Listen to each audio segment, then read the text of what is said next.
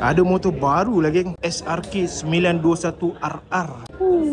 Nampak gemuk lah geng. Ini motor daripada QJ Motor. Kalau kita tengok dia punya design tu, garang guys. So untuk spek, kita cerita sikit lah. Dia datang dengan 4 cylinder, 16 valve, double override cam, liquid cool. Lepas tu dia ada dual step seat.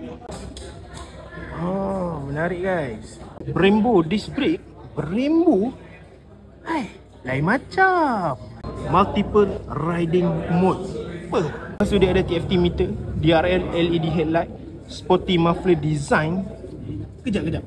Kita zoom sikit muffler dia tu. Ush, nampak tu? 1, 2, 3, 4 lubang muffler. Ui, lain macam. Siap dengan steering damper. Kejap, kita zoom sikit. Ui, lain macam ni geng. Jadi motor ni coming soon akan datang. Nanti kita tunggu dia punya pelancaran pula. Apa kata anda tentang motor QJ Motor ni? Komen dekat bawah.